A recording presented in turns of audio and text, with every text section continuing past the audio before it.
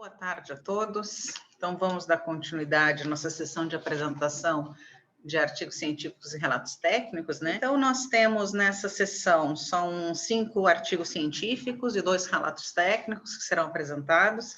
Eu vou convidar, então, para que nós possamos já apresentar o primeiro trabalho, a Ana Silva, que vai apresentar o Índice de Práticas Ambientais do Terminal Portuário de Salvador. Então, Ana, tu podes fazer a projeção da tua tela, e aí eu verifico se está reprojetando e já tiro o meu áudio.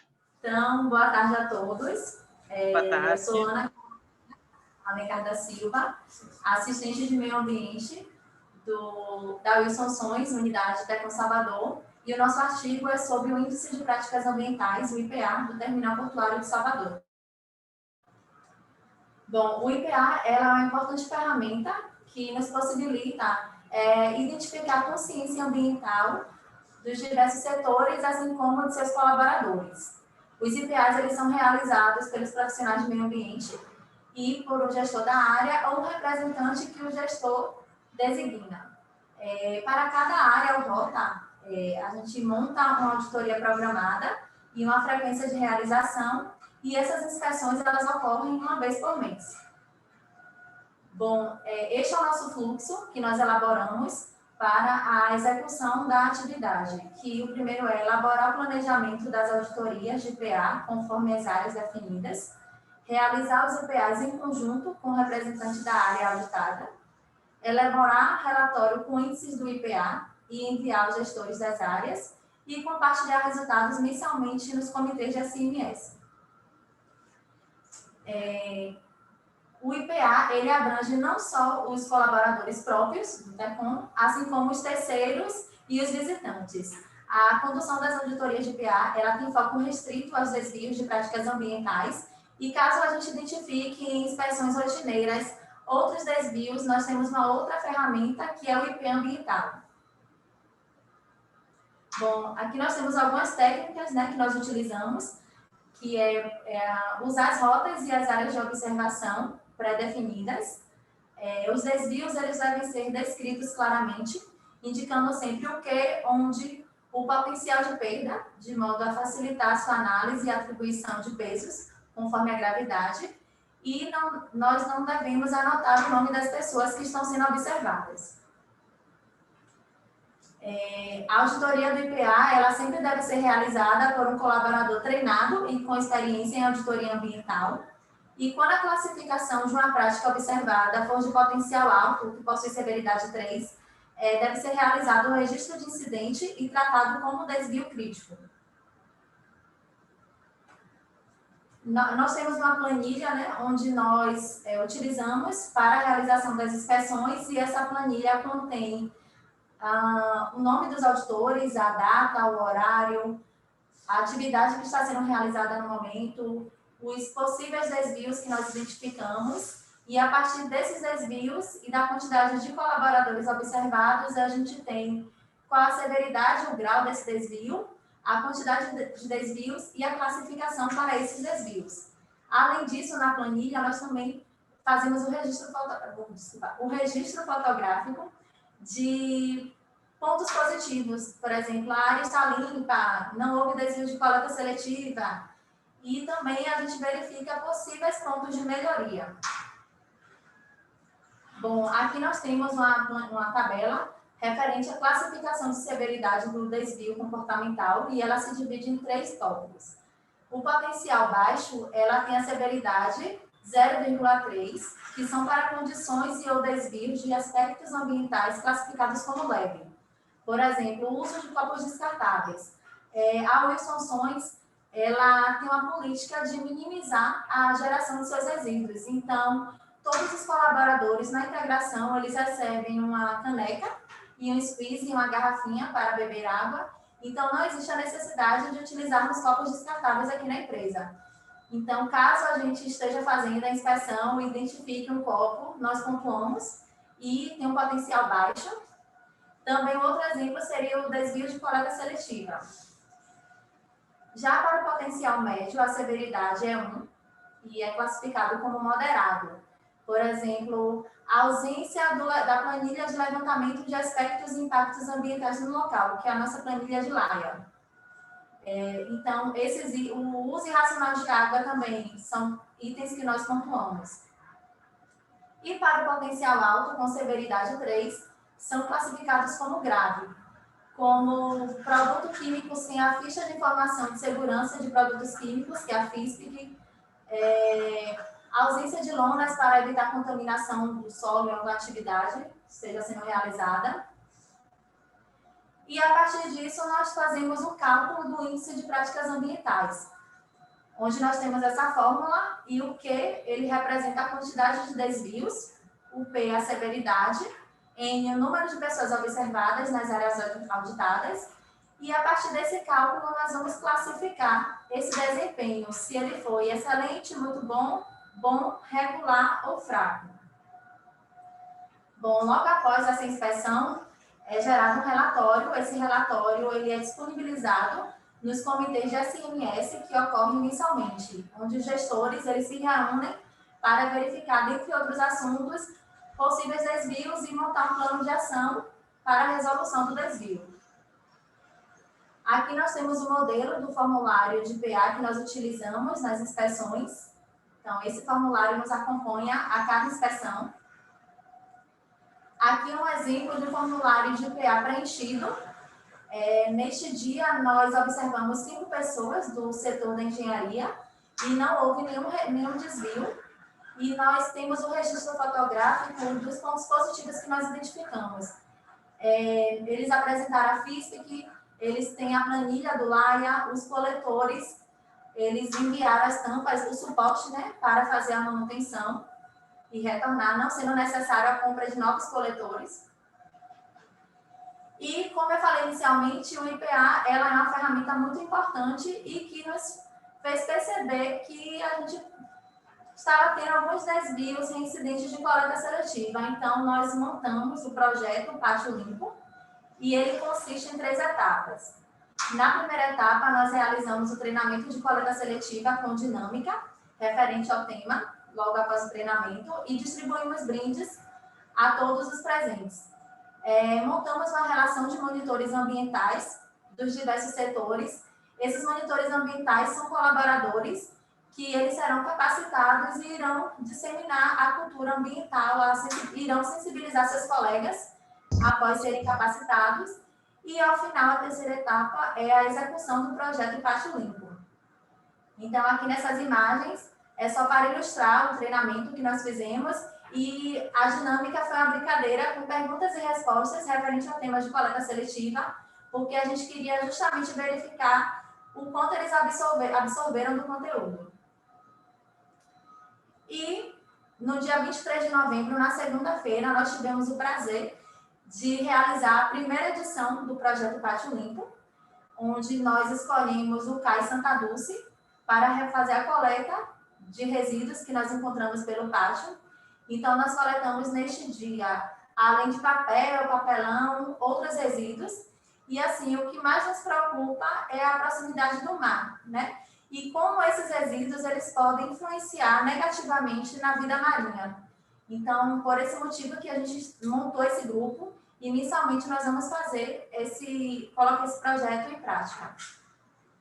Aqui, só finalizando, mais uma reflexão. Quando for jogar algo fora, repense, não existe fora.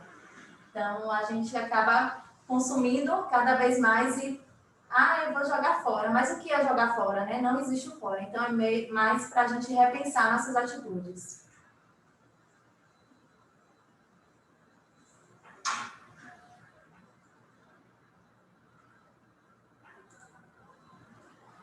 Agradeço. Obrigado pela apresentação. Eu esqueci de comentar no início, mas nós vamos fazer as apresentações dos 7 artigos e depois, ao final, nós vamos, então, proceder aos comentários e questionamentos, que aí os participantes, se tiverem dúvidas no decorrer, conseguem formular melhor as suas questões. Obrigado pela apresentação até esse momento, Ana. Por nada. Agora, Ana, eu ia pedir para te tirar a apresentação. O segundo artigo, o autor é o O Juan Coutinho dos Santos, ele está presente?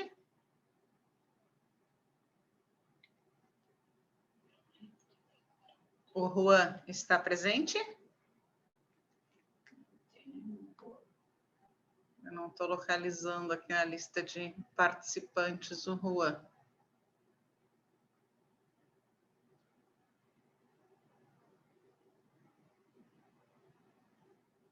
Não estou localizando. Bom, vamos passar. Stephanie, podemos passar para o teu trabalho, então, já que o apresentador, o autor, Juan, eu não localizo ele na lista de participantes. Então, acho que nós poderíamos passar, se a Stephanie puder. Pode ser, Stephanie? Pode. Uhum. Então, nós vamos passar então, a apresentação do terceiro trabalho, modelo de porto sustentável, proposição de gestão da sustentabilidade de portos. Então, quem vai apresentar é a autora Stephanie. Eu aguardo. Isso, estamos vendo a tela, só colocar em tela cheia, Stephanie. Dá para me ouvir bem? Perfeito. Tá, Vamos pode lá. estar contigo. Então, como a professora... deixa eu minimizar aqui vocês. Como a professora falou, então, o nome do artigo é Modelo de Porto Sustentável, Proposição de Gestão da Sustentabilidade de Portos. Esse trabalho foi feito por mim, a Gisele, Thiago, Luísa, Brenda, sob orientação do professor Baltazar. Então, o contexto da pesquisa ela leva em consideração os Objetivos do Desenvolvimento Sustentável, as ODS, que muitas empresas, cidades, pessoas, é um objetivo global, né? Está todo mundo tentando, todo mundo está tentando alcançar, e aí os portos também. Também levamos em consideração o impacto ambiental, né, dos portos. E nessa pesquisa também levamos em consideração as edificações sustentáveis, porque um porto é, na verdade, uma edificação. Então, achamos que seria interessante englobar nos indicadores os indicadores de edificações sustentáveis. E aí partir para, então, gestão ambiental dos portos, mas quando a gente fala em sustentabilidade, a gente tem aspectos sociais, ambientais e econômicos. Inicialmente, quando a gente começou a falar em sustentabilidade, era mais a questão ambiental, depois veio o social e hoje se considera as três. Então, levamos nessa pesquisa em consideração esses três aspectos. Com base nesse contexto, o objetivo geral é propor um modelo de avaliação para porto sustentável, com indicadores e subindicadores mapeados na literatura. Quanto ao referencial teórico, foi dividido em edifício verde e edifício sustentável, porto verde e porto sustentável. Quanto a edifício verde e edifício sustentável, são edificações projetadas para que haja o uso eficiente de recursos a partir de princípios ecológicos que beneficiam o meio ambiente e a saúde humana. Na literatura, há uma diferença entre edifício verde e edifício sustentável. Os dois têm essa definição, mas edifícios verdes são edifícios certificados. Quanto a Porto Verde e Porto Sustentável, são portos com estratégias de sustentabilidade definidas, visando reduzir impactos ambientais local, regional e global. Além disso, esses portos visam pelo equilíbrio das esferas ambientais, sociais e econômicas. No caso de portos verdes e porto sustentável, não foi encontrado na literatura alguma diferenciação, como na parte de edifícios. Quanto aos procedimentos metodológicos, então, os objetivos foi descritivo, procedimentos técnicos bibliográficos com abordagem qualitativa. O que foi feito, então, para os procedimentos de tratamento e análise de dados? Numa primeira etapa, foi feita a leitura dos artigos. É claro que depois de selecionar, né, os mais relevantes nas bases de dados internacionais, nacionais, então, com esses artigos em mãos, foi feita a leitura, selecionados os que tinham relação com o tema. Destes, foi feita a coleta de indicadores e subindicadores, os indicadores e subindicadores mais citados na literatura. Na sequência, na etapa 3, realizou-se uma análise dos indicadores e subindicadores, porque precisa fazer uma análise nesse sentido, porque alguns autores colocam indicadores que querem dizer a mesma coisa, ou quase a mesma coisa, mas com nome diferente, né? Por exemplo, um coloca um indicador com nome de energia, o outro de eficiência energética, mas os subindicadores são parecidos, ele quer dizer a mesma coisa, então a gente faz um agrupamento. Outra coisa é que alguns colocam subindicadores em um ou outro determinado indicador. Por exemplo, o exemplo que eu dei de energia, tem uns que colocaram energia como indicador, alguns colocaram energia como um subindicador de ambiental, do meio ambiente. Então, é preciso fazer essa análise, esse agrupamento, para conseguir fazer a estruturação do modelo. E aí, na quarta etapa, então, é a estruturação do modelo, que a gente faz um mapa estratégico. Então, o mapa estratégico, ele vem com a definição de cada indicador e subindicador devidamente referenciado. Então, a gente chegou em 10 indicadores, e eu vou falar sobre eles na sequência, mas chegou-se em redução da emissão e qualidade do ar, gestão da energia, gestão da água, poluição sonora, custo e economia, qualidade do ambiente interior, materiais, insumos e recursos, gestão do projeto de construção, indicadores sociais e gestão das operações portuárias.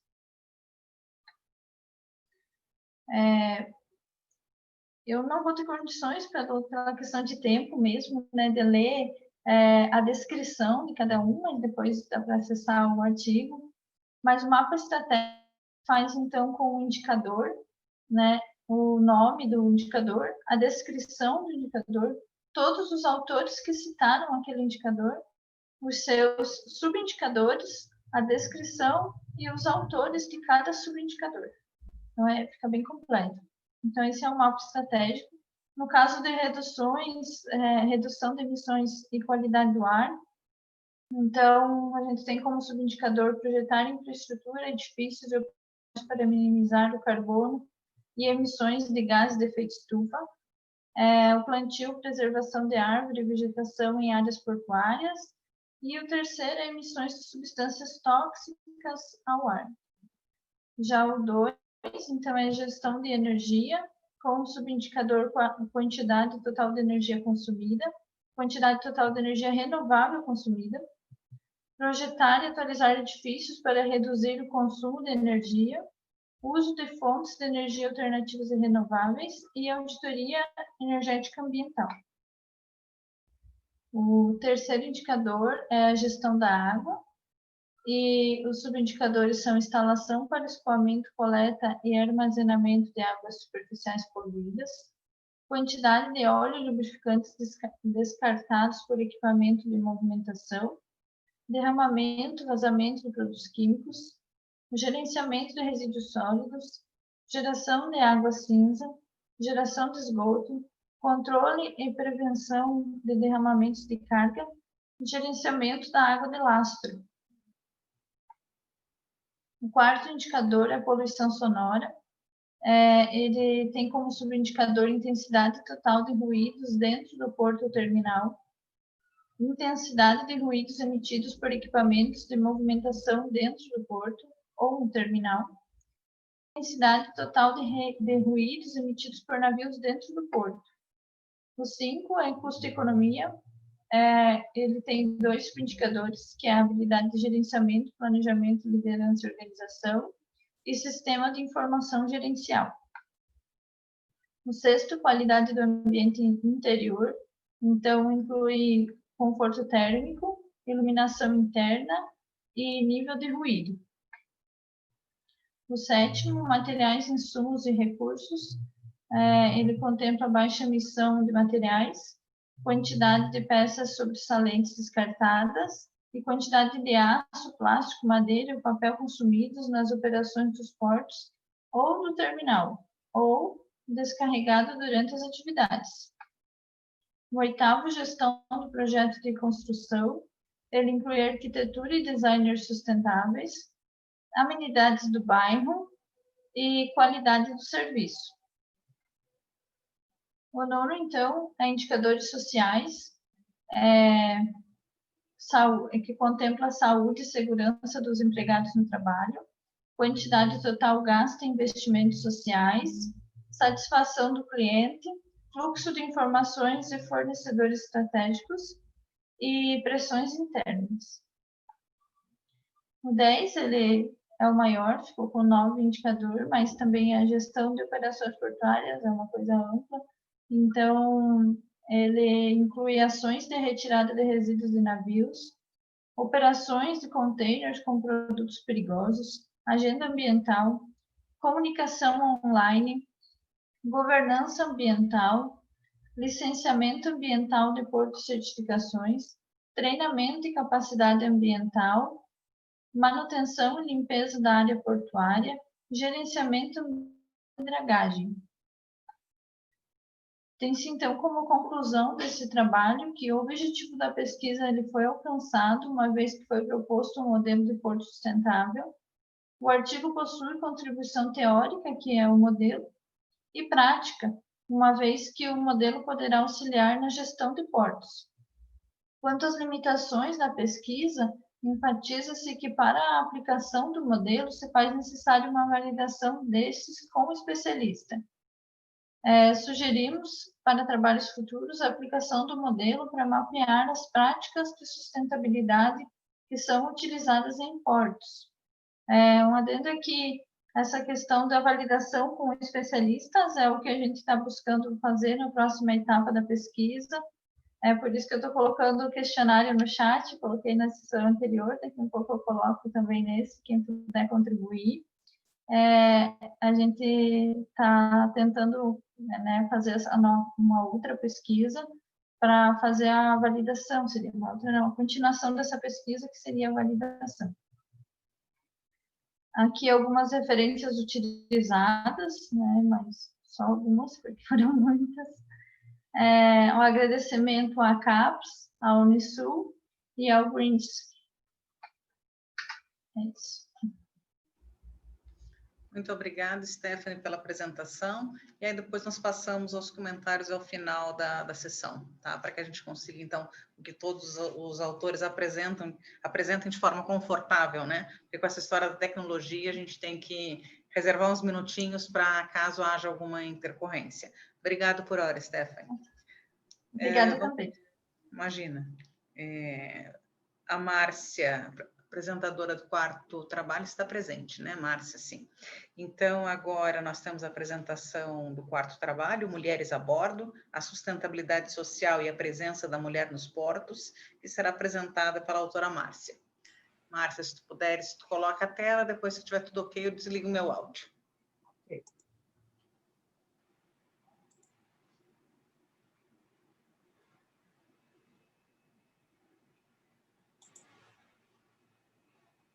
Márcia, acho que só se puderes botar a tela cheia e tá tudo certo.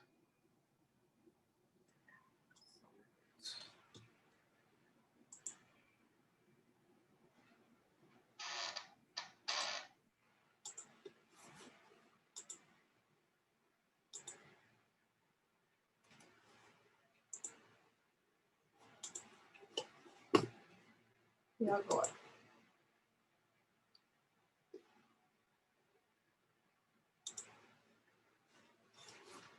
Esqueci como é.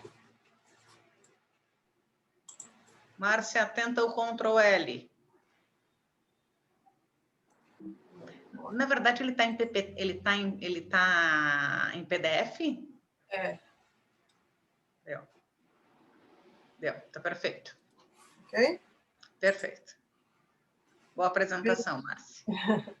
Obrigada, deixa eu cronometrar aqui no tempo alto. Bem, gente, boa tarde. O meu nome é Márcia. Eu vou falar um pouquinho sobre o meu trabalho, que tem como tema Mulheres a Bordo. Esse trabalho é de conclusão da minha pós-graduação em logística portuária e tem como orientadora a professora Darliane.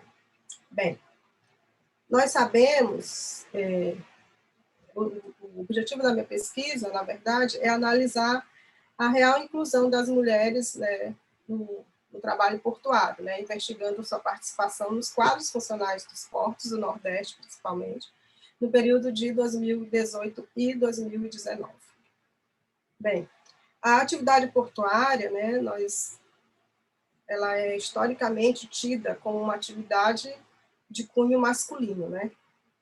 Todavia, a gente sabe que hoje as mulheres já estão galgando outros espaços, né? Ela não está reduzida, e essa atividade também vem contribuir para que ela almeje outros caminhos, né? Partindo para o referencial teórico, a gente pode dizer que por que sustentabilidade social, né? Por que esse tema de sustentabilidade social? Porque, de início, quando se iniciaram os trabalhos sobre a questão ambiental, não se privilegiou, vamos dizer assim, o desenvolvimento sustentável, onde ele é pautado num tripé, no trinômio de equilíbrio ambiental, equidade social e crescimento econômico, né? Então, somente com o avanço de alguns estudos é que nós vamos ter esse desenvolvimento sustentável ampliado para esses 3 patamares, né? A partir de então, surgem estudos, surgem debates, surgem palestras que vão dar todo um aparato para essa questão do desenvolvimento sustentável. Aí vão surgir as ISOs, a ISO 2600, que vai na verdade, dar como diretrizes, né, para que as empresas possam ter um encaminhamento dessa responsabilidade social. Aí, sim, as empresas vão passar a ter uma certa preocupação, né, em dar o foco mais para o indivíduo, que deve ser um dos pilares da sustentabilidade. Surge o Conselho Empresarial Brasileiro para o Desenvolvimento Sustentável, que vai lançar a Agenda 2030, com 17 objetivos. Desses 17 objetivos, são vários, né? É acabar com a pobreza, acabar com a fome, alcançar a segurança alimentar, e dentre eles está alcançar a igualdade de gênero e empoderar todas as mulheres e meninas. E aí que nós entramos, né? No fator de tentar empoderar realmente essa mulher, tentar que ela chegue a galgar esse espaço tido, né, de homem. Então, nós temos todo um histórico de uma sociedade patriarcal, né? Até hoje nós ainda vivemos, de certa forma, com ranços de uma sociedade patriarcal. Então, essa mulher que estava atrelada ao lar, que tinha o espaço público não lhe era vamos dizer assim, não lhe era dado, né, estava restrita ao privado, ao lar, ela participava de atividades domésticas. Cuidar do filho era a sua principal atividade, cuidar do marido e cuidar da casa. Não quer dizer que algumas não participassem de atividades fora de casa, né? Nós temos exemplos de escravas negras, escravas de ganho e outras mulheres também.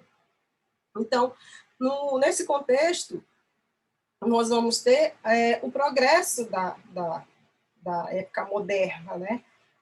O progresso da industrialização.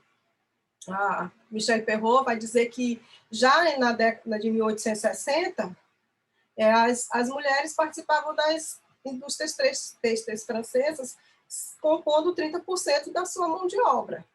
Então, aqui no Brasil também, nós vamos fazer o recorte, também nós vamos ter a participação de grande número de mulheres que vão estar presentes nas indústrias têxteis de São Paulo, né? Que foi onde a Elizabeth Hago começou a fazer sua pesquisa. Bem, partindo desse pressuposto de que as mulheres estão ganhando novos espaços, que essa mudança de cenário, né, vai favorecer as mulheres, Não é diferente na questão dos portos, porque a Lei de Modernização dos Portos também vai favorecer essa ampla participação. Porque nós sabemos que o trabalho portuário, por muito tempo, foi tido um trabalho braçal, um trabalho de força, que precisava de força do homem para carregar e descarregar navios, né? Com novas tecnologias vão surgindo, e essas novas tecnologias abrem portas para as novas habilidades e competências, que aí nós vamos dar oportunidades, vamos assim dizer, para as mulheres. Bem, falando um pouco sobre a minha metodologia, né? Fiz uma pesquisa descritiva e documental, partindo da análise dos relatórios disponíveis nos sites dos portos, Nordeste principalmente, Itaqui, Fortaleza, Pecém, Natal, Suape, Cabedelo, na Paraíba, Maceió, Salvador, Ilhéus e Aratu, no período de 2018 e 2019. Partindo já para os resultados, eu fiz em 2 momentos, porque o primeiro, esses 4 portos do primeiro momento, eles não me deram a fonte de diferenciar o tempo, o espaço de 2018 e 2019. Aqui nós podemos ver que o universo feminino, aqui nos portos de Ilhéus, Aratu e Salvador, nós temos um percentual de 22,1%. Aqui no Porto do Itaqui, 36% de mulheres e 64% de homens. No Porto de Maceió, nós temos 27,4% de mulheres e 72,6% de homens. No Porto de Cabedelo, que é o menor número, né, menor índice, 12% só de mulheres e 88% de homens, que compõem os quadros funcionais dos portos. Bem, aqui já no segundo momento, eu consegui obter dados que dessem para comparar o ano de 2018 e 2019, nos portos de Natal, Recife e Suape. Bem, nos portos de Natal, nós vamos perceber que houve, na verdade, uma queda, né, no número, no quantitativo de mulheres, que passou de 18,5 para 18,3. Nos de Recife e Suape, por exemplo, nós vamos ter um acréscimo, 34,3, 39,9 de Suape, respectivamente, para 42,2 e 41,4. Bem, o que a gente pode concluir? A gente pode concluir que esse universo ainda está longe de ser igualitário, né, a participação das mulheres. E eu queria também focar, salientar, que alguns portos não foram possíveis a obtenção de certos dados, de alguns dados, né? Alguns haviam relatórios que não estavam presentes no nosso período de análise, né, que era 2018, 2019, eu encontrei só relatório de 2017, outros não informavam o quantitativo nenhum, tipo assim, informavam a quantidade de 140 colaboradores, não diferenciando se eram do sexo masculino ou feminino. Além disso, muitos portos não disponibilizam o relatório, né? E alguns até fazem distinção, colocam discriminadamente do sexo feminino, masculino, quais as suas funções e que cargo ocupam e tudo, mas uma grande parte não disponibiliza isso. E assim, eu queria dizer que, apesar, né, desse avanço na participação das mulheres no trabalho portuário, ele ainda está um pouco restrito, ainda não temos patamares igualitários. E a maioria das atividades desempenhadas pelas mulheres são atividades administrativas. Poucas, eu encontrei um relato somente de mulheres que trabalham no operacional, né? Mas já de forma mecanizada, com guindaste, operando guindaste, que já é também uma ótima notícia, né, para nós mulheres. Então, gente, eu não quero me prolongar muito, o tempo também já está avançado. Eu queria dizer que esse trabalho, na verdade, foi uma inspiração, né? Eu gostaria que fosse uma inspiração para outras mulheres, para outros trabalhos, que dessem oportunidade para que nós realmente incorporássemos, né, esse mundo, incorporássemos esse universo que é tido de homem. E que ele não acaba aqui. Isso é só uma pequena parcela do que pode ser feito a partir de então, a partir desse tema e a partir de vários temas que dizem respeito também aos portos e às mulheres. Bem, gente, muito obrigada. Acho que foi rápido demais, né? Márcia, obrigado pela apresentação. Sim, mas mesmo se tu achou que foi rápido, né, depois a gente tem a oportunidade de questionamentos, caso os nossos participantes tenham alguma dúvida, algum questionamento, né, eles podem fazer depois, no momento posterior às apresentações. E lembrando sempre que os artigos estão disponíveis na íntegra, né, nos anais, para que vocês possam proceder à leitura e aí tirar maiores dúvidas, né? Porque uma apresentação, muitas vezes, não o artigo tem muito mais informações, muito mais conteúdo do que é feito numa apresentação, né? A gente tenta, quando apresenta, ser o mais didático e o mais simples possível para que haja uma compreensão de todos os participantes, né? Márcia, obrigada por hora. Daqui a pouco a gente se vê, daqui a uns minutinhos, né? E eu vou, então, passar imagina, eu gostaria só de perguntar se o autor do segundo artigo, o Juan, se ele está presente.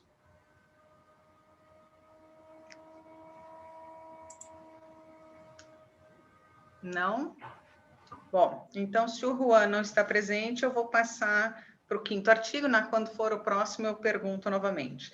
O quinto artigo vai ser apresentado pela Andressa, né, que nós já tínhamos visto que estava presente conosco, e vai apresentar o trabalho intitulado, então, Rede Protege, Geração de Renda e Saúde Coletiva durante a pandemia do SARS-CoV-19 em área de influência do Porto de Pecém, no Ceará. Andressa, então, está contigo a apresentação. Eu só vou esperar para ver se está na tela e depois eu tiro meu áudio. Perfeito.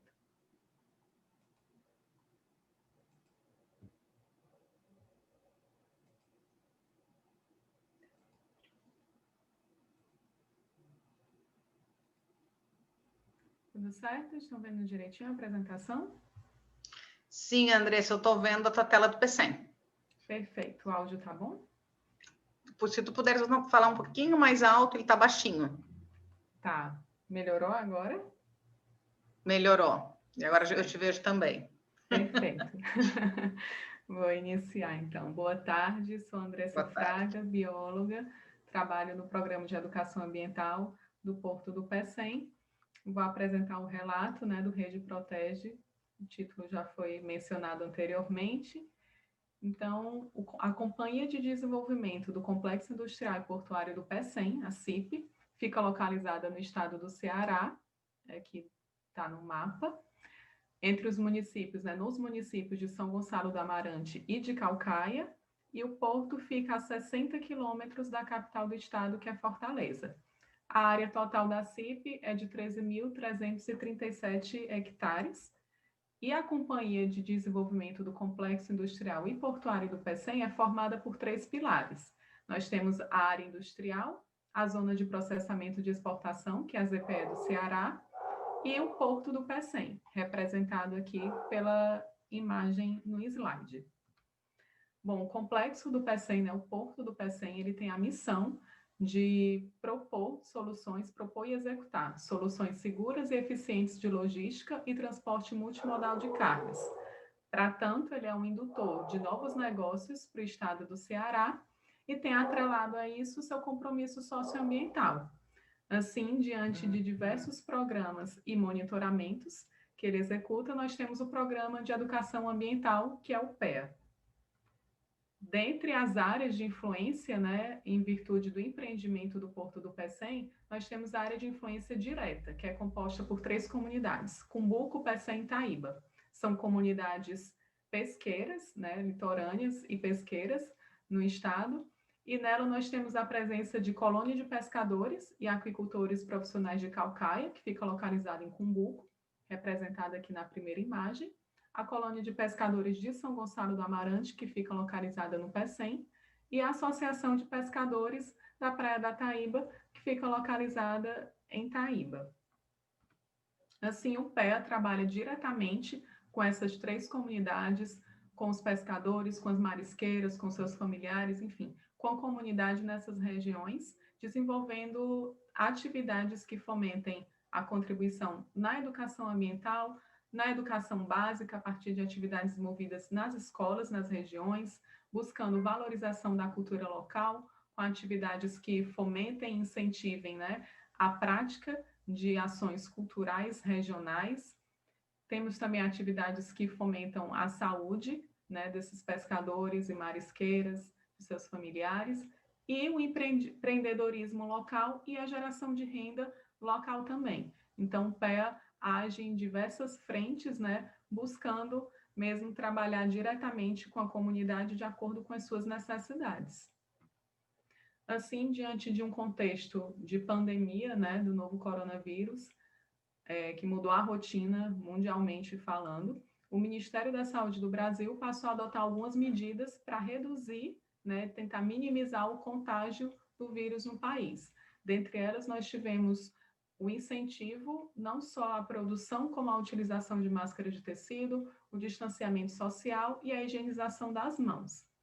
Localmente, o governo do estado acabou precisando tomar algumas medidas de segurança sanitária, né? Dentre elas, a suspensão de atividades não essenciais em todo o estado. Isso interferiu diretamente, né? Causou um impacto direto na renda familiar da população como um todo.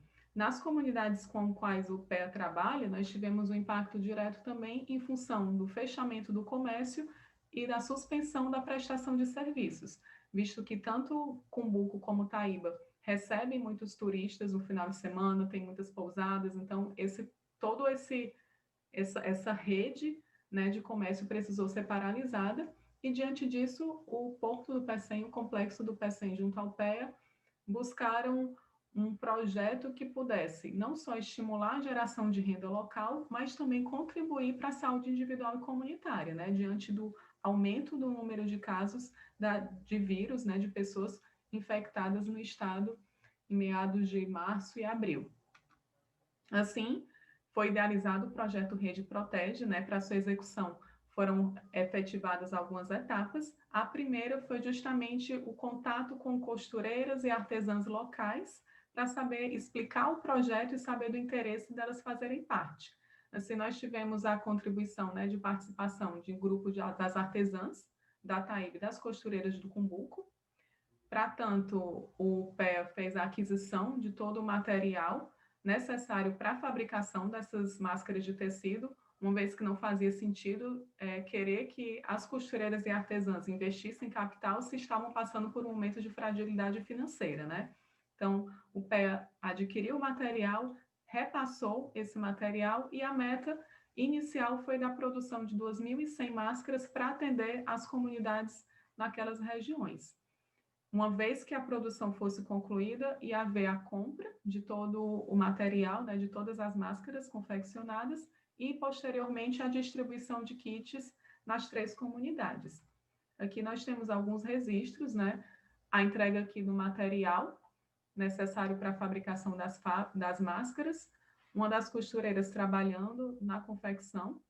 As costureiras trabalharam de forma individual nas suas residências, justamente para evitar que elas ficassem no mesmo ambiente, né, compartilhassem o mesmo ambiente. Então, essa produção se deu de forma individual e a aquisição também foi de forma individual. Então, o repasse financeiro foi de acordo com a produção de cada costureira e artesã dessas máscaras. Concluída a produção, as máscaras foram separadas em kit entre 6 e 10 unidades. Incluímos também um material informativo nesses kits para ser entregues nas 3 comunidades e atender pescadores, marisqueiras e seus familiares. No Cumbuco, a entrega foi feita na residência de cada pescador e marisqueira, né, associada à colônia, por ser uma região de fácil acesso, pelos pescadores e marisqueiras morarem próximo à colônia, então essa entrega foi feita na residência deles. Em Pecém, Taíba, a entrega foi feita na própria colônia e associação, eles foram informados do dia, horário, toda a equipe que trabalhou na distribuição das máscaras, né, utilizou máscaras, tinha álcool em gel disponível, foi tudo higienizado, justamente para que a gente pudesse garantir o máximo de segurança sanitária para todos que estavam envolvidos e também para as pessoas que foram, né, para os pescadores e marisqueiras que foram pegar o kit. Aqui nós temos o material informativo que foi incluído em cada um dos kits. Neles foram repassadas informações, medidas preventivas, né, para evitar a infecção do coronavírus. Houve também o repasse de informações, o repasse de informações de como utilizar a máscara, de como higienizar. E assim, como resultado, nós tivemos a participação de 21 artesãs e costureiras, né, que trabalharam durante a execução do Rede Protege. Dessas, 13 não tinham uma renda fixa durante a execução do projeto, e com o material adquirido foi possível a confecção de 3.680 máscaras, né? Nós conseguimos produzir um número maior do que a meta inicial. Com esse quantitativo, nós conseguimos atender a demanda das 3 colônias, né, de pescadores, sendo que com o excedente nós pudemos atender novas demandas. Então, foi distribuída também máscaras de tecido para a utilização dos colaboradores do Porto do Pecém, colaboradores da MRS Ambiental. Pudemos também atender a uma solicitação da Secretaria de Educação de São Gonçalo do Amarante, repassando máscaras para os professores e funcionários que estavam trabalhando nas escolas, né, na produção dos materiais para a plataforma digital. Também pudemos atender ao pedido do Centro de Referência e Associação e Assistência Social do PECEM. Então, ao todo, foram produzidas e distribuídas 3.680 máscaras entre abril e maio. Bom, no levantamento, né, feito com as costureiras e artesãs que participaram, nós percebemos que 67% possuíam uma renda antes da pandemia de até R$ 700, né, conforme o gráfico aqui demonstra. 24% tinham uma renda acima de 700 e abaixo de um salário mínimo, e 9% tinham uma renda acima de um salário mínimo. Com a participação no Rede Protege, houve um acréscimo, né, na renda. Como eu falei anteriormente, cada costureira e artesã fez sua produção individualmente, né, nas suas residências. Então, o repasse, né, a compra desse material e o repasse financeiro foi de acordo com essa produção. 43% tiveram um acréscimo de até R$ 200 com a produção das máscaras, 38% acima de 200 e até R$ 500, e 19% acima de 500 e até um salário mínimo. Assim, houve um total de 81% de costureiras e artesãs com a renda extra de até R$ 500. Das 21 costureiras, 7 continuaram fabricando, né, e vendendo as máscaras de tecido, mesmo após a conclusão do Rede Protege. Assim, como considerações finais, nós temos que o projeto conseguiu atingir seus objetivos a partir da geração de renda extra para essas costureiras e artesãs que participaram do Rede Protege. Houve um incentivo ao empreendedorismo, tanto que algumas continuaram produzindo e comercializando as máscaras de tecido. Houve também a contribuição para a saúde individual e coletiva, né, a partir da distribuição de máscara e repasse de informação da importância do uso desse item como medida preventiva da disseminação do vírus, e houve uma sensibilização comunitária, uma vez que houve a percepção por parte da comunidade que, ao utilizar máscara de tecido, estariam tendo um autocuidado pessoal e também cuidando de seus familiares, da comunidade como um todo. Esse é meu e-mail, fico à disposição para quaisquer dúvidas posteriormente. Obrigada. Andressa, muito obrigado pela apresentação, e depois nós passamos aos comentários, mas aqui vale apenas um comentário, né? Toda situação que se apresenta, na verdade, basta a gente querer, ela pode virar uma boa oportunidade, né? Com certeza. Em todos os sentidos, né? Quer dizer, nós os fatos se aparecem, a gente tem que saber como gerenciar isso e fazer com que isso se torne uma oportunidade, não ver isso só como um problema, né? E aqui é um caso típico dessa situação que no final veio agregar e até despertar algumas questões e motivações e comprometimento, né, entre essas costureiras e entre a rede, né? Então, foram resultados bem positivos. Parabéns pela iniciativa e pelo relato, tá? Isso como de todos, né? Mas aqui eu não queria deixar passar a questão, como é o único trabalho que nós temos aqui da Covid, mas mostrar a questão da oportunidade, né? Que uma situação negativa pode nos gerar e nos potencializar para gerar uma potencialidade de benefício coletivo, né? Sim, obrigada, Andressa. Por nada. Eu gostaria, então, de passar a apresentação do 6º artigo, que quem vai fazer a apresentação é o Amarildo. O Amarildo está conosco. O título do trabalho, ele é intitulado Análise das Variáveis Climáticas no Canal de Acesso ao Porto do Rio de Janeiro. Eu gostaria de convidá-lo para que procedesse a apresentação do seu artigo. Amarildo. Oi, está me ouvindo? Tudo bom, Amarildo? Tudo bom. Estou te ouvindo. Então tá bom. Só me dá um auxílio, por gentileza, e aí eu começo a minha explanação, para já colocar na tela para a gente ganhar tempo. Tá. Qual é o auxílio que eu preciso te dar? É para botar a exposição do slide, né? Tá. Tu tens embaixo ali um compartilhar tela, não tens? É o share screen? Isso. Tá, ok. Aí ele vai abrir várias telinhas e tu vai ver qual é que tu quer. Ok. Isso, já estás conosco. Já estou vendo tua apresentação, só preciso botar isso em tela cheia. Perfeito. Então, tá tudo certo. Estou encerrando o meu áudio. Boa apresentação, Maria. Obrigado. Inicialmente, boa tarde a todos. Um agradecimento especial ao Cidesporte pela oportunidade de apresentar o trabalho. Eu faço parte da Universidade Estadual da Zona Oeste, a UESO.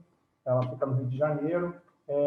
Eu faço parte do programa de pós-graduação em Ciência e Tecnologia Ambiental. Esse projeto tem como coautora a professora Rosana da Paz, e esse trabalho vem mostrar algumas peculiaridades relacionadas à climatologia no canal de acesso ao Porto do Rio de Janeiro. Bom, os estuários do Brasil vêm passando por diversos eventos relacionados ao mau uso do território, né? Como o descarte inadequado de resíduos nos grandes centros urbanos, que todos esses materiais, consequentemente, vêm parar nos estuários, agindo esse estuário como um grande filtro para coletar esses materiais. Daí a importância de programas nacional de dragagem, né? Esses programas devem ser mantidos devido a essa questão do grande adensamento urbano, não sendo diferente no estado do Rio de Janeiro, onde a Baía de Guanabara, no seu entorno, comporta 15 municípios, né? Além da região metropolitana, que está cada dia mais densamente povoada devido à migração das pessoas do grande centro urbano, que é a capital, que é o Rio de Janeiro, migrando para as cidades de região metropolitana ou até mesmo para o interior.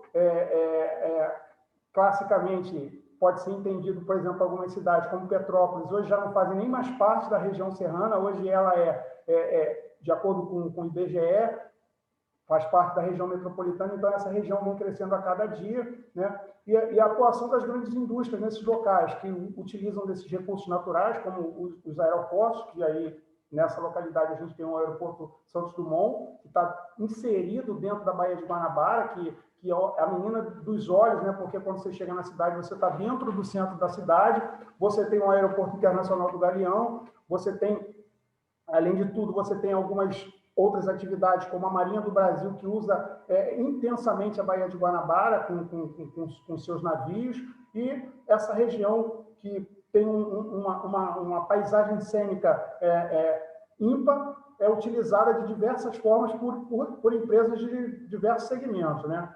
O planejamento insuficiente de seus projetos e suas ações antrópicas são incentivadas pela cultura dos recursos naturais, que algumas pessoas ainda acham que eles são infinitos. Na verdade, se você não preservar, isso tudo pode acabar. Então, a ideia do trabalho é fazer com que essas regiões tenham, sim, um monitoramento frequente para que elas, no futuro, não se degradem e aí sejam os reparos sejam irreversíveis. Daí a importância num programa, por exemplo, como um programa de monitoramento com frequência, ou até mesmo um programa de dragagem mesmo, para fazer com que essas regiões consigam manter o tripé da sustentabilidade, que é a questão econômica, a questão social e a questão ambiental. Então, para que isso aconteça, você precisa preservar e fazer a manutenção desses ambientes. O gerenciamento costeiro comprometendo de forma acentuada a segurança da navegação, que é algo essencial para o Brasil, porque para a gente alcançar números inenarráveis na questão portuária, a gente precisa manter a segurança da navegação, e isso é um fator que deve ser levado a cada dia mais a sério pelos governos, né? Em especial aí pelo INPH e pela própria Secretaria Especial de Portos da Presidência da República, que deve sim manter esses projetos voltados para a questão de dragagem e, consequentemente a isso, fazer com que esses locais sejam monitorados para saber o tempo ideal para que esses projetos ocorram. Aí a gente tem duas imagens, né, que é do canal de acesso ao Porto do Rio de Janeiro. Inicialmente, a gente desenvolveu esse projeto com instalação de estações meteorológicas em 3 pontos distintos na Baía de Guanabara, formando um triângulo. Então, a gente colocou uma estação meteorológica na Urca. Para quem não conhece bem a cidade, mas a gente colocou um mapa minúsculo, mas depois a gente vai ampliar isso, vai ver ele de uma forma melhor. O primeiro mapa ali, ele faz uma escala do canal de acesso com seus pontos com a bacia de evolução e o berço de atracação, e distribuído em alguns pontos. Logo abaixo a gente tem uma batimetria que mostra, por meio da carta náutica, né, uma batimetria que mostra o ponto exato desse canal de acesso, ou para quem está com entendimento sobre essa questão do canal de acesso iniciando, então a gente pode dizer assim, o caminho na qual percorre os navios ao chegarem ao porto. Então, esse canal de acesso é de extrema importância, a sua manutenção e o monitoramento, porque você só consegue fazer manutenção disso se você consegue enxergar o problema. Bom, o objetivo desse trabalho é que ele possa verificar por meio de um retrato, né? Não foi exatamente um monitoramento, foi um retrato dos 12 meses das variáveis climáticas, né?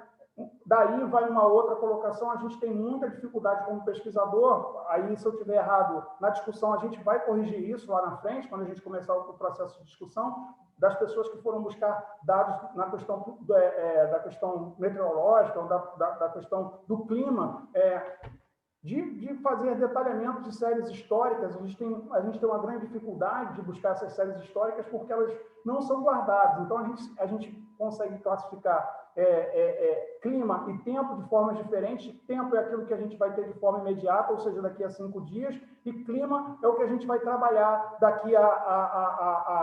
vai trabalhar durante 30 anos numa região para você definir qual é o clima daquela região. Então, para você buscar essa série histórica na Baía de Guanabara, você tem grande dificuldade. Quando você busca essas séries históricas, esses dados em momentos próximos da sua pesquisa, você consegue com facilidade, porque aí você vai buscar todos esses dados lá no Banco Nacional de Dados Oceanográficos, que é da Marinha do Brasil. Mas quando você busca por mais de 5 anos, você começa a ter dificuldade, porque esses dados não são armazenados. Daí é uma lacuna que a gente deixa aberto. Eu acho que isso é uma questão de segurança nacional. A gente precisa preservar mais esses dados e colocar eles de forma ordenada para que a gente consiga trabalhar esses dados continuamente e abrir espaço para novos pesquisadores, né? E aí a gente classifica aqui que o Porto do Rio de Janeiro é uma área de extrema importância para a economia do Estado do Rio de Janeiro, que possui uma das mais modernas estruturas do Brasil. Se ela não for tão moderna, ela está dentro um dos maiores centros urbanos do país, coisa que, por exemplo, o Porto de Santos tem um gráfico de arrecadação enorme e não consegue ter a localidade, a importância de localidade que nós do Rio de Janeiro, né, aqui na cidade do Rio de Janeiro, nós temos. Então, o que acontece? O porto do Rio de Janeiro está inserido dentro da cidade do Rio de Janeiro. Então, ele pode não ter uma arrecadação tão grande no comparativo ao Porto de Santos, ao Porto de Itaguaí, mas a sua importância é altamente significativa devido à sua localização. A importância econômica que a gente falou, né, que ele tem lá... ele abriga diversas refinarias, né, ou melhor, 2 refinarias e um terminal do petróleo, ele abriga 2 aeroportos, como a gente já falou, tem a beleza cênica, que é a questão do turismo, tem a pesca e tem a questão portuária, que é o Porto do Rio de Janeiro, e tem também o Porto de Niterói, e aí essas questões fazem com que essa região da Baía de Guanabara seja de extrema importância. Bom, a movimentação desses materiais irregulares no fundo do oceano são um grande comprometedor, um grande dado comprometedor na questão da topografia acidentada, ou seja, para quem não consegue enxergar esse cenário de topografia acidentada, quando você tem um canal de acesso, você tem ele lá, por exemplo, aqui do Porto do Rio de Janeiro, a gente tem 15 metros de profundidade numa área que cai em nível de talude. Então, obviamente, se esses materiais irregulares que vêm de todos os rios desaguam na Baía de Guanabara, ou baías similares também podem passar pelo mesmo processo, há necessidade que esses canais, ou seja, o canal de acesso, a bacia de evolução e o berço de atracação, sejam, consequentemente, a isso sejam monitoradas e para que essa manutenção ocorra de forma frequente, ou seja, quando necessário. Bom, a descrição da área de estudo, aí a gente fala um pouco da Baía de Guanabara, que é um dos principais símbolos do Rio de Janeiro, e que na primeira etapa a gente buscou fazer uma análise exploratória das variáveis climáticas. O período que a gente teve para fazer essa avaliação começou em dezembro de 2016 e terminou em dezembro de 2017. Na verdade, essa avaliação foi realizada por períodos. Então, a gente realizou o primeiro período sazonal, foi no verão, e assim, consequentemente, até chegar na primavera, que foi o último período sazonal. As estações meteorológicas foram instaladas no Yacht Clube do Rio de Janeiro, né, no bairro da Urca, no estaleiro Inhaúma, no bairro do Caju, que hoje pertence à Petrobras, né, e no prédio da Geociências, na UF, em Niterói. E aí ele fez o triângulo, fechando, monitorando esses 3 pontos na Baía de Guanabara. Bom, aí, para quem não conseguiu enxergar esse triângulo, a gente vê agora uma imagem clássica que mostra uma imagem da Baía de Guanabara, e os 3 pontos em amarelo ali marcados evidenciam onde foram instaladas as estações meteorológicas. Essas estações meteorológicas os dados dessas estações meteorológicas eram retirados mensalmente, ele era verificado, eles eram retirados por meio de campanhas mensais, né, que nos levavam até essas estações, e a gente fazia a retirada desses dados para compor, e posteriormente a isso a gente fazia a redução desses dados, porque essas estações meteorológicas, quando instaladas, elas fazem 614 medidas diárias. Então, a gente tem que fazer a redução, ou seja, tornar esses números menores para que a gente possa gerar um gráfico e saber a evolução desses dados relacionados à estação meteorológica. Bom, na discussão desses dados, aí a gente mostra que no verão, a gente evidenciou lá, a gente consegue ver nessa imagem aqui, 160 milímetros de chuva na segunda semana do verão. Ou seja, o verão classicamente, aqui não se está falando nenhuma novidade, mas classicamente o verão foi evidenciado que no verão, na Baía de Guanabara, é o período que a gente classificou como chuvas intensas. Junto com o verão, a gente conseguiu identificar o mesmo fator na primavera, e o período do inverno, para se realizar qualquer tipo de intervenção, seja de infraestrutura ou outro tipo de intervenção que possa ser realizado nessas regiões, na região de Bahia, ou no caso da Baía de Guanabara, o período ideal a gente identificou que poderia ser no período do inverno, onde o índice pluviométrico é bem menor. A gente enxerga no gráfico também que nesse ponto do histograma, na imagem D, a gente verifica uma ausência quase que total de chuvas. Então, é plausível se trabalhar essa ideia do monitoramento para você saber o momento ideal de intervir nessas localidades, né, nesses estuários ou baías, como preferirem, e também uma forma de você gerenciar a questão hídrica, porque esses ambientes precisam, na verdade, receber esses fatores meteorológicos precisam influenciar nesses ambientes, porque eles dependem dessa troca com o oceano. Então, se você não tem uma baía que funciona plenamente, você não tem uma troca com o oceano, então você faz com que a baía se torne muito mais vulnerável. Aí a gente tem uma animação feita por Rosman, quem quiser consultar é de fácil acesso. Ele mostra a idade das águas na Baía de Guanabara. Classicamente, a gente consegue identificar que a questão do clima, né, a questão climática, né, nessas regiões é de extrema importância, porque todos esses fatores só conseguem acontecer devido à questão climática atuando plenamente. Aí a gente está vendo, lá no canto da tela, lá em cima, a gente consegue ver que isso é uma taxa de renovação. Então, por meio de um modelo matemático, a gente consegue identificar qual é a taxa de renovação que tem acontecido na Baía de Guanabara, né? Na imagem seguinte, aí ele mostra, eu só esqueci de classificar, que uma é no verão e outra aqui é no inverno. Então, você vê que tem uma grande diferença dessa taxa de renovação. No verão, que é essa aqui, ela ocorre com maior intensidade, né? Parece que no inverno ela tem uma grande dificuldade de fazer essa renovação, porque o fluxo de pluviométrico, obviamente, é menor, todo o material que o estuário, que tem a sua função como um filtro, recebe uma menor quantidade de água e, obviamente, e não só da água, mas também a questão dos ventos, né? A intensidade dos ventos é menor. O que deve ser considerado é que a Baía de Guanabara ela nos conformes naturais, ela é uma região abrigada, não tão abrigada quanto, por exemplo, o Porto de Santos, mas ela é uma região abrigada porque em volta da Baía de Guanabara a gente tem diversas construções, as edificações já tomaram conta da Baía de Guanabara. São pontos restritos, por exemplo, na região de Magé, que a gente encontra regiões não edificadas, mas a Baía de Guanabara como um todo está praticamente toda edificada. Aqui, nesse ponto, a gente classifica também outra função desse modelo matemático, que é identificar a idade das águas. E aí ele faz a classificação de verão e de inverno. Quanto tempo essa água permanece na Baía de Guanabara? Então, quanto maior o tempo que ela permanece, menor a função climática atuando, né, na Baía de Guanabara. Aí, essa imagem é do verão e essa aqui é do inverno. Sim, agora sim. Agora, classicamente, ele faz esse comparativo em um modelo matemático.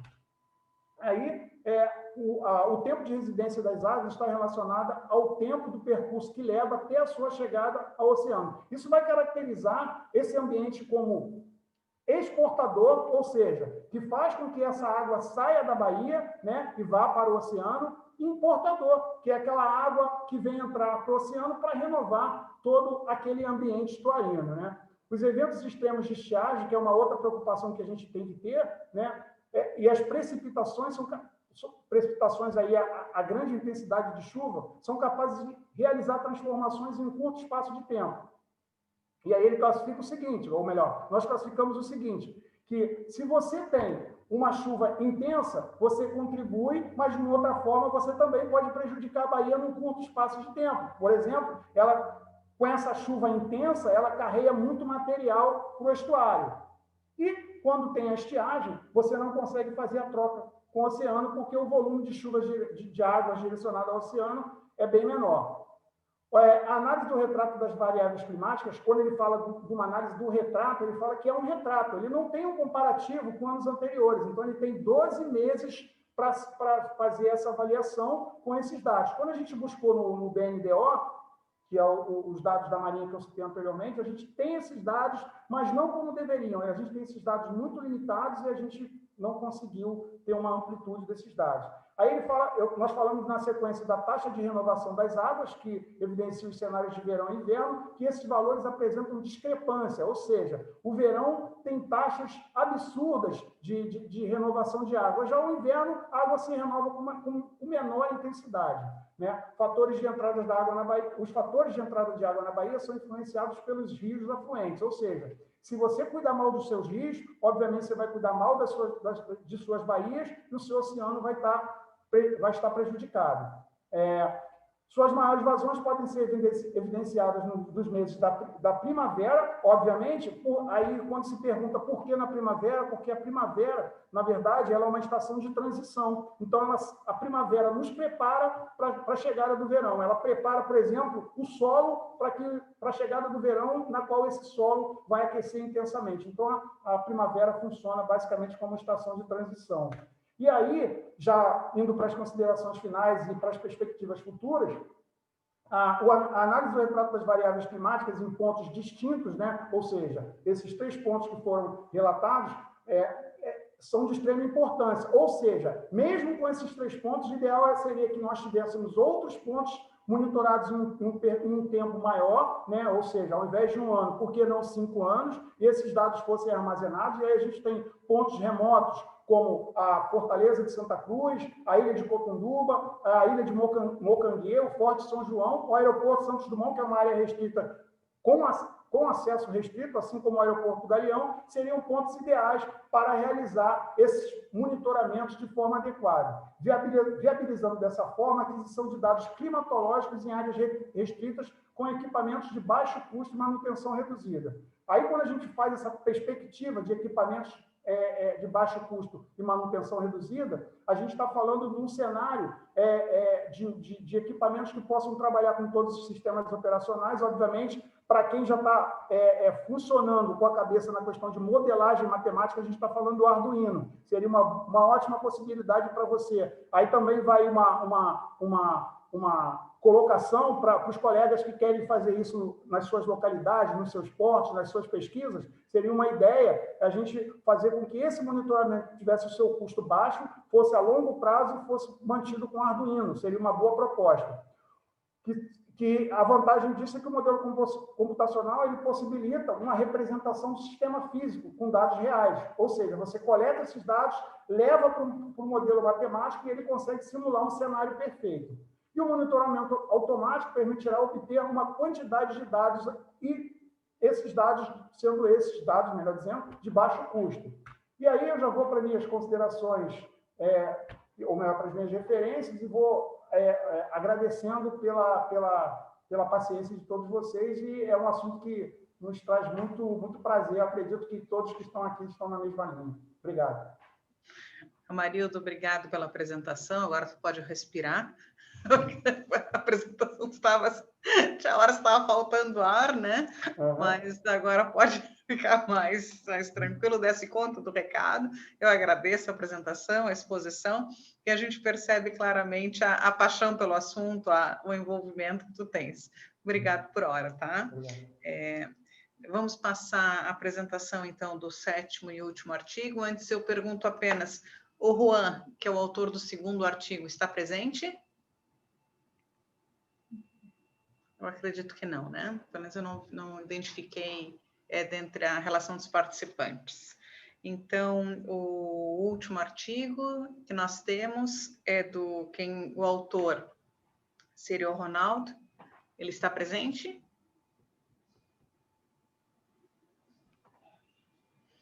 O artigo é o caso dos gargalos logísticos das manobras de atracação, desatracação e suas variantes no Porto de Itaqui.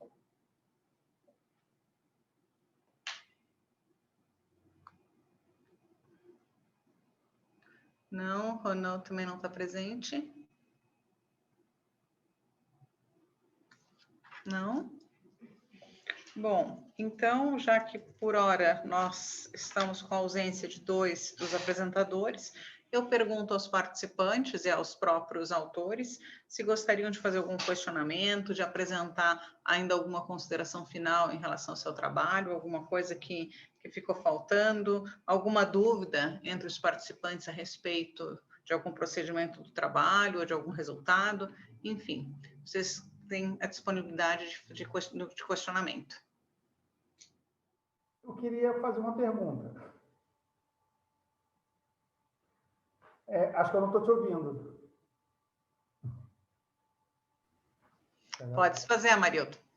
A pergunta é para o trabalho da... Deixa eu ver aqui, cadê? Ela que fez o trabalho sobre as mulheres em portos. Da Márcia. Márcia. Isso. Márcia, a minha pergunta vai para você. Qual foi a alegação que eles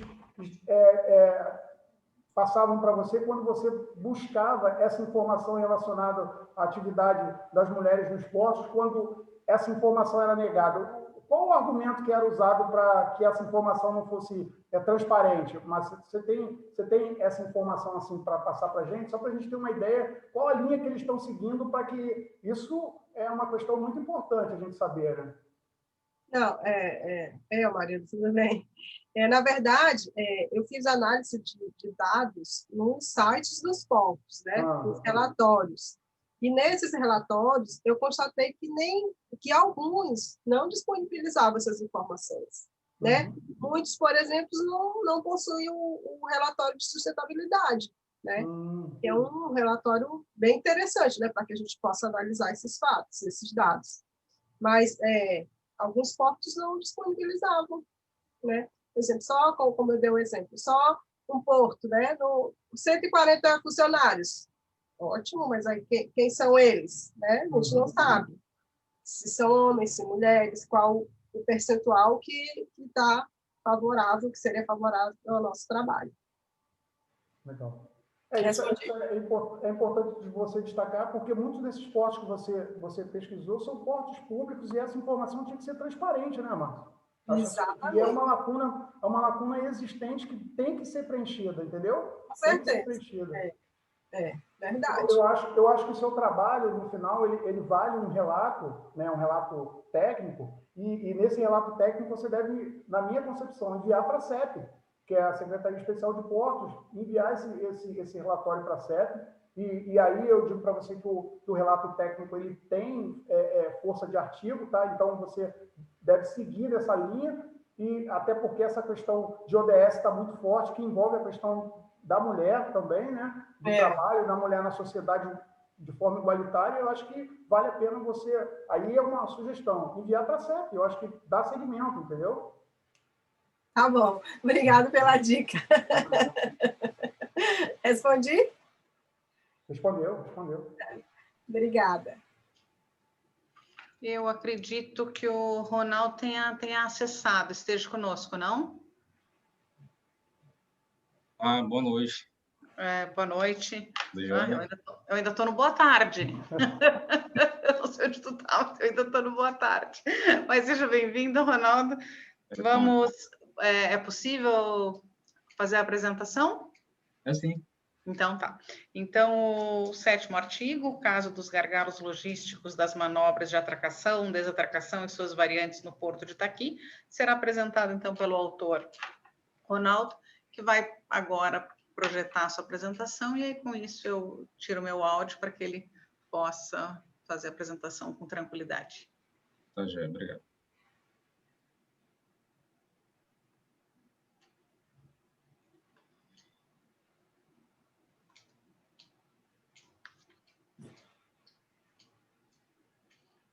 Ronaldo está projetando, tá? Já está na tela, só tem que colocar em tela cheia.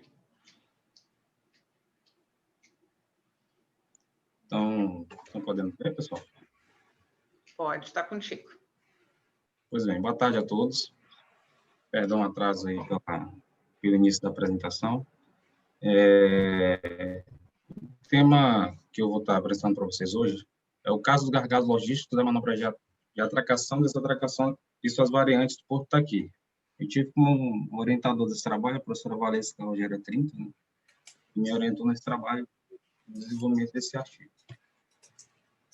Os portos brasileiros movimentam anualmente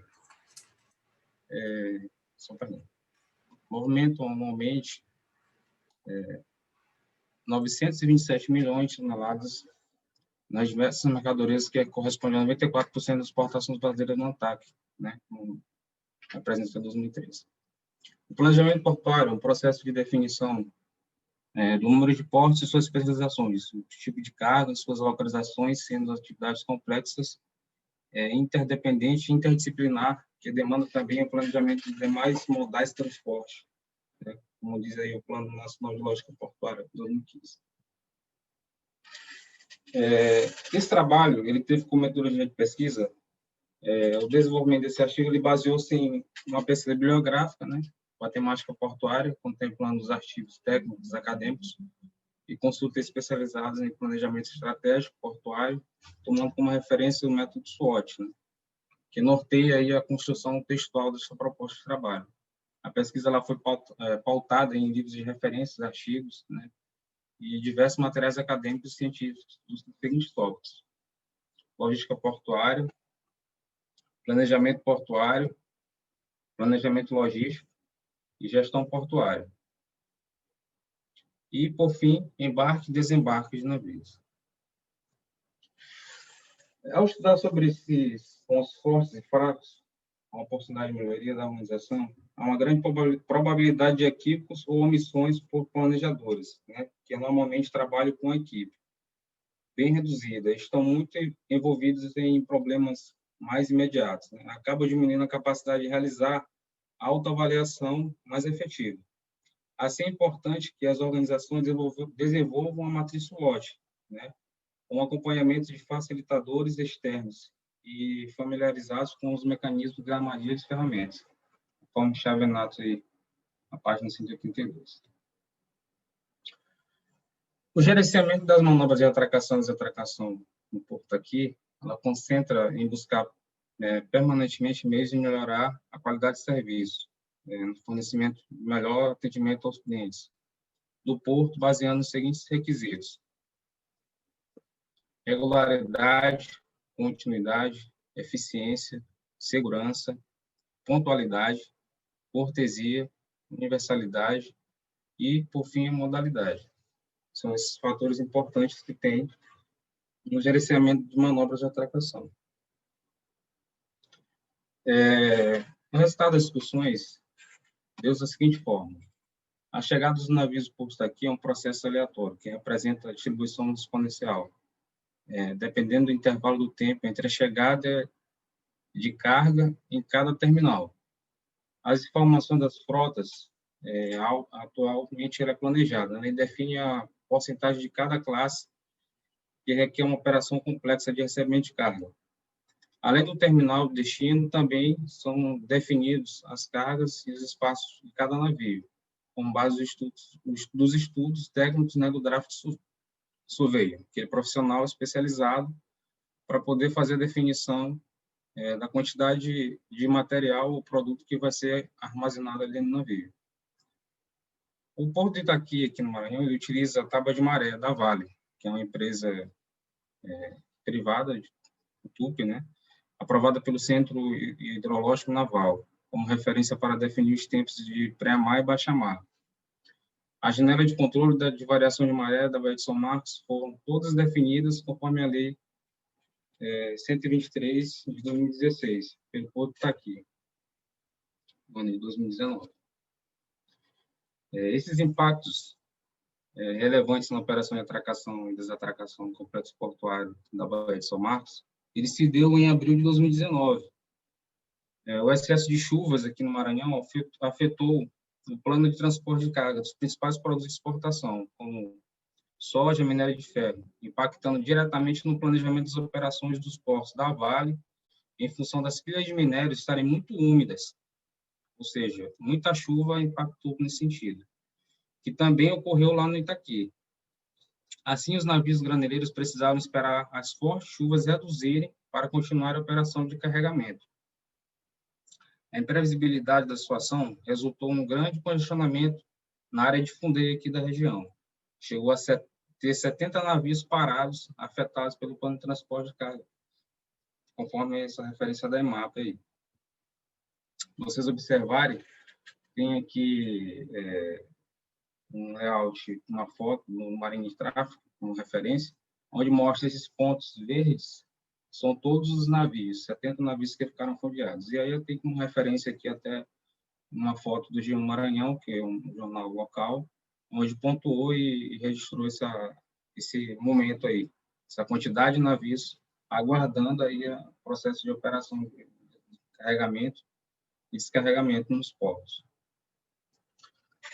Nas considerações finais, a análise desse trabalho indica que o Porto aqui adotou as boas práticas de acordo com as principais sistemáticas e premissas pré-estabelecidas no gerenciamento de serviços de atracação e desatracação de navios. Mesmo sofrendo alguns impactos pelas condições climáticas e atípicas no período citado no artigo, em função dessas fortes chuvas, pois apesar das chuvas, o Porto de Itaqui ele conseguiu realizar suas operações, né, conforme seu planejamento. Já a Vale ela sofreu um forte impacto, né, que acabou tendo uma fila maior de espera para atendimento no Porto da Ponta da Madeira. Especialmente porque o minério de ferro é a principal carga da Vale, né? E teve maior prejuízo no processo de transporte da esteira, em função da grande umidade gerada pelas fortes chuvas. Isso foi que ocorreu lá dentro da Vale. Certo? Então, pessoal, agradeço aí. Essas foram as referências que eu utilizei para fazer esse estudo e elaborar esse artigo. Tá? Foram as principais referências que eu levantei nesse trabalho. Obrigado. Obrigado, Ronaldo, pela apresentação.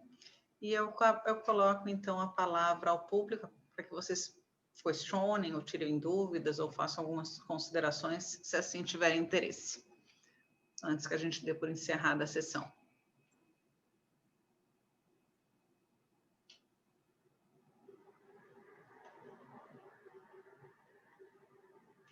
Ronaldo, tu consegues tirar a tua apresentação? Eu tô, só um minutinho, tá?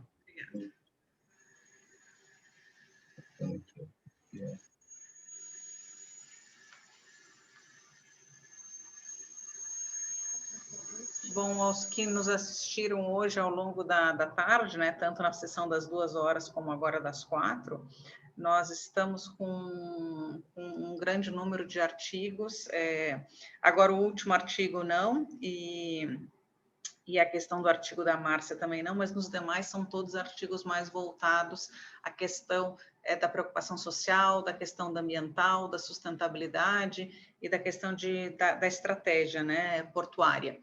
Então, há uma concentração de artigos voltados a essa preocupação nesse nosso evento, nesse 7º evento do Cidesporte. Algum questionamento? O que nos mostra, então, uma tendência, né? Que a gente deve um olhar em relação a esse ano e os próximos anos, com essa preocupação efetiva da parte de sustentabilidade e da questão social em todos os nossos colaboradores e para que os portos e todos os atores portuários, né, se mantenham de forma mais eficiente, exatamente no alcance do melhor desempenho, né? Porque tudo isso, de uma certa forma, mostra, nos leva a um melhor desempenho, tanto do contexto portuário, que envolve toda a comunidade ali que está interagindo, né? Alguém gostaria de fazer algum comentário, algum questionamento? Estou à disposição para tirar qualquer dúvida, esclarecer qualquer dúvida que ficou no decorrer da apresentação. Está um pouco nervoso, a gente não está, mas peço perdão se deixei passar despercebido alguma informação importante. Sim, a vantagem é que, como os anais estão disponíveis, né, então a leitura do artigo, na verdade, ele acaba facilitando muito o entendimento, né? A gente assiste até uma apresentação e aí fica curiosa e vai lá nos anais e lê o artigo e aí tira as dúvidas que permanecem, né? Mas aqui, igual, é uma oportunidade de questionar diretamente ao autor, né? Porque a gente não tem outro momento dessa forma. De vez em quando a gente manda e-mail, e aí o e-mail é diferente, a linguagem textual do questionamento, quando a gente está aqui presente, né? Para poder tirar dúvida com o autor propriamente dito. Boa tarde. Oi, Mário. Esse último trabalho que falou sobre os gargalos logísticos, né, tanto na atracação como na desatracação, sabemos aí que está em estudos a privatização aí da Codesa, da Codesp e também do Porto de Itaqui, salvo engano. Sobre esse assunto que foi mencionado, a desestatização ela contribuiria de forma significativa? A gente já sentiria realmente poderia melhorar essa questão de atracação e desatracação desses gargalos logísticos? Sim, com certeza. Todo o trabalho que está sendo feito aqui pelos postos aqui em São Luís está visando todas essas premissas que tá tendo um possível impacto, né? Na chegada dos navios aqui até o porto de Itaqui e ao porto da Vale também. Tem o porto da Almar que também sofre, às vezes, com esses impactos, né? Que ocorrem nos períodos mais complexos de início de ano. Eu creio que a Vale, como você falou, está com a proposta de privatização, ela está trabalhando para que isso melhore, né, com melhor atendimento aos clientes, para ter uma rota bem mais regular. Eu creio que se essa privatização ocorrer, ela vai avaliar a melhor forma de melhorar a sua infraestrutura, né, dentro do porto, para que na hora que for receber um navio ter uma melhor flexibilidade na atracação. Algum outro comentário, algum outro questionamento? Não? Nós agradecemos também a pergunta, Mário, o interesse. Se não existe nenhum outro questionamento, eu gostaria de agradecer a todos especialmente aos autores, né, pela apresentação, pela disponibilidade e interesse de participar, submetendo o seu trabalho ao 7º Cidesport, e aos participantes que estão aqui conosco, que querem aprender, que querem identificar novas práticas, novas propostas inovadoras, de estarem aqui conosco, né? E aí eu vou encerrar, porque nós, nessa adiantada hora, né, rola que tá, poxa, boa noite, mas eu ainda estou no boa tarde, né? Mas quem está aqui, nós iniciamos hoje às 9 da manhã, né? Então são quase 6 horas, então eu acho que, se não existe nenhuma dúvida, a gente pode encerrar. E amanhã a gente tem um outro dia também cheio de palestras, painéis muito interessantes, e no período da tarde mais artigos científicos. E eu convido a todos vocês a estarem conosco amanhã, a partir das 9 da manhã, para essa apresentação de painéis e palestras, e à tarde, então, a partir das 4, os artigos científicos que vão ser apresentados. Agradeço muito a presença de todos e nos encontramos amanhã, então. Obrigada.